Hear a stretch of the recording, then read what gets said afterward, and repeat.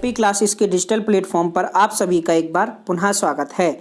आज हम लोगों को पढ़ने हैं 21 दिसंबर 2020 के मोस्ट एक्सपेक्टेड करंट अफेयर्स। तो चलिए शुरू करते हैं और देखते हैं पहला प्रश्न है American think tank canto institute और फ्रेजर इंस्टीट्यूट कनाडा द्वारा प्रकाशित मानव स्वतंत्रता सूचकांक 2020 में भारत का रैंक क्या है। तो हाल ही में अमेरिका के थिंक टैंक कैंटो इंस्टीट्यूट और कनाडा के फ्रेजर इंस्टीट्यूट ने मानव स्वतंत्रता सूचकांक 2020 जारी किया है, जिसमें भारत को 111वीं रैंक मिली है। यह सूचकांक कुल 162 देशों को शामिल करके बनाया गया था, जिसमें कुल 76 संकेतकों का प्रयोग किया गया था। भारत को 10 में से 6.43 स्कोर प्राप्त हुआ है, जबकि पहले स्थान में इस सूची में न्यूजीलैंड है, दूसरे स्थान पर स्विट्जरलैंड, तीसरे स्थान पर हांगकांग है। भारत का पड़ोसी देश पाकिस्तान 140वें स्थान पर तथा बांग्लादेश 139वें स्थान पर है। इस सूचकांक में सबसे खराब स्थिति सीरिया, सूडान, यमन तथा वेनेजुएला की है। वर्ष 2019 में मानव स्वतंत्रता सूचकांक में भारत की 94वीं रैंक थी। चलिए देखते हैं हमारा आज का दूसरा प्रश्न है किस राज्य के मुख्यमंत्री ने हाल ही में श्रम और कर्मचारी राज्य बीमा विभाग की 22 ऑनलाइन सेवाओं के साथ परिश्रम पोर्टल लॉन्च किया है। तो हाल ही में ओडिशा सरकार ने 22 ऑनलाइन सेवाओं के लिए परिश्रम पोर्टल की शुरुआत की है। ओडिशा के वर्तमान मुख्यमंत्री नवीन पटनायक हैं, जबकि राज्यपाल गणेशी लाल हैं। चलिए देखते हैं हमारा आज का तीसरा प्रश्न है कौन सा जूलॉजिकल पार्क भारत का पहला चिड़ियाघर है जिसे ASCB UK से ISO 9001:2015 गुणवत्ता प्रबंधन मानक प्रमाणन प्राप्त हुआ है। तो हाल ही में नेहरू जूलॉजिकल पार्क हैदराबाद को ISO 9001:2015 प्रमाणन पत्र मिला है। यह भारत का पहला चिड़ियाघर है जिसे ISO सर्टिफिकेट दिया गया है। हाल ही में नेहरू जूलॉजिकल पार्क में बाघिन देवयानी ने 4 बाघ शावकों को जन्म दिया था। चलिए देखते हैं हमारा आज का अगला चौथा प्रश्न है ICRA ने फाइनेंशियल ईयर 2021 के लिए भारत के GDP का अनुमान कितना लगाया है। तो हाल ही में investment information and credit rating agency यानी ICRA द्वारा भारत की GDP 2021 के लिए -7.8% का अनुमान लगाया गया है। चलिए देखते हैं हमारा आज का पांचवा प्रश्न है किस कंपनी को प्रतिष्ठित golden peacock environment management award 2020 से सम्मानित किया गया है। तो हाल ही में सेल यानी स्टील अथॉरिटी इंडिया लिमिटेड भारतीय इस्पात प्राधिकरण लिमिटेड को golden peacock environment management award 2020 से सम्मानित किया गया है। लगातार दूसरे वर्ष सेल को इस पुरस्कार से सम्मानित किया गया है। बात की जाए भारतीय इस्पात प्राधिकरण लिमिटेड की यानी सेल की, तो इसकी स्थापना वर्ष 1954 में हुई थी तथा इसे वर्ष 2010 में महारत्न का दर्जा दिया गया था। चलिए देखते हैं हमारा आज का छठवां प्रश्न है हाल ही में भारत इंडोनेशिया नौसेना समन्वित गश्ती इंडो कॉर्पेट का कौन सा संस्करण आयोजित किया गया। तो हाल ही में भारत और इंडोनेशिया के बीच इंडो कॉर्पेट का 35वां संस्करण आयोजित किया गया। यह संस्करण 17-18 दिसंबर को आयोजित किया गया, जिसमें भारत की तरफ से INS कुलिस तथा P-81 मैरीटाइम पेट्रोल एयरक्राफ्ट ने हिस्सा लिया, जबकि इंडोनेशिया की तरफ से नेवल शिप KRI कटन्याकदीन ने हिस्सा लिया था। वर्ष 2002 से आयोजित होने वाले इंडो कॉर्पेट का यह 35वां संस्करण था तथा हर वर्ष यह 2 बार आयोजित किया जाता है।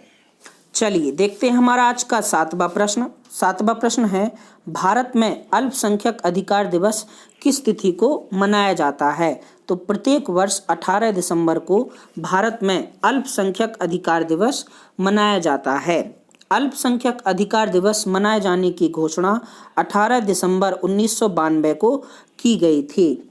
भारत में अल्पसंख्यकों के कल्याण के लिए वर्ष 1978 में अल्पसंख्यक आयोग की स्थापना की गई, जिसके तहत वर्ष 1992 में एक अधिनियम पारित किया गया था। चलिए देखते हैं हमारा आज का 8वां प्रश्न।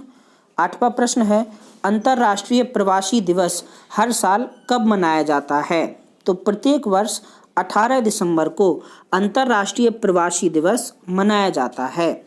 अंतर्राष्ट्रीय प्रवासी दिवस मनाए जाने की शुरुआत वर्ष 2000 से हुई थी। वर्ष 2020 में अंतर्राष्ट्रीय प्रवासी दिवस की थीम है मानव गतिशीलता को पुनः जीवित करना।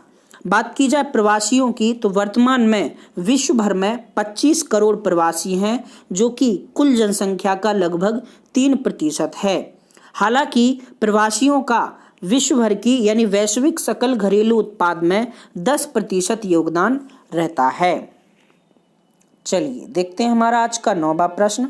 9वां प्रश्न है, फीफा सर्वश्रेष्ठ पुरुष खिलाड़ी 2020 का पुरस्कार किसे मिला है? तो हाल ही में फीफा सर्वश्रेष्ठ पुरुष खिलाड़ी का पुरस्कार रॉबर्ट लेवांडोव्स्की को दिया गया। रॉबर्ट लेवांडोव्स्की 32 वर्ष के पोलैंड के खिलाड़ी हैं। जब वहीं बात की जाए फीफा सर्वश्रेष्ठ महिला खिलाड़ी की, तो इंग्लैंड की लूसी ब्रेंज को फीफा सर्वश्रेष्ठ महिला खिलाड़ी चुना गया है। यह चयन मतदान के आधार पर किया जाता है तथा इसका आयोजन म्यूनिख में किया गया था।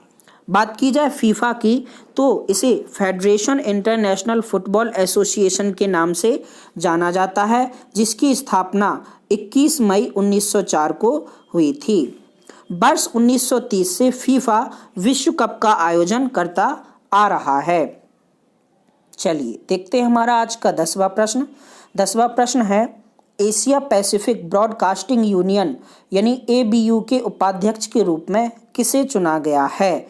तो हाल ही में शशि शेखर वेम्पति को एशिया पैसिफिक ब्रॉडकास्टिंग यूनियन के उपाध्यक्ष के रूप में चुना गया है। शशि शेखर वेम्पति वर्तमान में प्रसार भारती के CEO भी हैं। चलिए देखते हैं हमारा आज का 11वां प्रश्न। 11वां प्रश्न है, हाल ही में इसरो द्वारा लॉन्च किए गए देश के 42वें संचार उपग्रह का नाम बताइए। तो हाल ही में इसरो ने भारत का 42वां संचार उपग्रह लॉन्च किया, जिसे CMS-01 नाम दिया गया है। 17 दिसंबर को इसरो ने भारत की मुख्य भूमि, अंडमान निकोबार तथा लक्षद्वीप को कवर करने वाली फ्रीक्वेंसी के साथ CMS-01 उपग्रह को लॉन्च किया है। इसकी लॉन्चिंग आंध्र प्रदेश के श्रीहरिकोटा से PSLV C15 रॉकेट से की गई है। यह उपग्रह 7 वर्षों तक अपनी सेवा उपलब्ध कराएगा। यह CMS-01 उपग्रह GSAT-12 की जगह लेगा। बात की जाए PSLV की, तो इसे पोलर सैटेलाइट लॉन्च व्हीकल कहा जाता है, जबकि इसरो का पूरा नाम इंडियन स्पेस रिसर्च ऑर्गेनाइजेशन है। वर्तमान में इसरो के अध्यक्ष के सिवान है। यह उपग्रह GTO में स्थापित किया गया है। GTO का फुल फॉर्म जियो सिंक्रोनस ट्रांसफर ऑर्बिट है। चलिए देखते हैं हमारा आज का अंतिम प्रश्न। अंतिम प्रश्न है, 2030 एशियाई खेलों की मेजबानी सऊदी अरब 2034 की मेजबानी करेगा। वहीं 2030 की मेजबानी किसे सौंपी गई है? तो वर्ष 2030 के एशियाई खेलों की मेजबानी दोहा को प्रदान की गई है। पहले यह मेजबानी असमंजस में थी। दोनों देश यानी कतर या सऊदी अरब में से किसी एक को चुना जाना था, लेकिन हाल ही में हुई एक बैठक के अनुसार वर्ष 2030 के एशियाई खेलों की मेजबानी दोहा को दी गई है। बात की जाए एशियाई खेलों की, तो इसे एशियाड के नाम से भी जाना जाता है। इसका पहला आयोजन वर्ष 1951 में नई दिल्ली में हुआ था। वर्ष 2018 के एशियाई खेलों का आयोजन इंडोनेशिया के जकार्ता में किया गया था। वर्ष 2022 के एशियाई खेलों का आयोजन हांगझोऊ में, वर्ष 2026 का आयोजन जापान के नगोया में, वर्ष 2030 के एशियाई खेलों का आयोजन दोहा में, जबकि वर्ष 2034 के एशियाई खेलों का आयोजन सऊदी अरब के रियाद में किया जाना प्रस्तावित है। चलिए देखते हैं हमारा आज का क्वेश्चन ऑफ द डे। 21 दिसंबर 2020 का क्वेश्चन ऑफ द डे है, हीराकुंड बांध निम्नलिखित में से किस राज्य में स्थित है? तेलंगाना, असम, जम्मू कश्मीर या फिर ओडिशा। इसके अलावा सेशन ऑफ द डे का क्वेश्चन है, हाल ही में नेहरू जूलॉजिकल पार्क को ISO 9001-2015 प्रमाणन मिला है। यह नेहरू जूलॉजिकल पार्क किस राज्य में स्थित है? दोनों प्रश्नों के जवाब आपको नीचे कमेंट बॉक्स में कमेंट करके बताने हैं।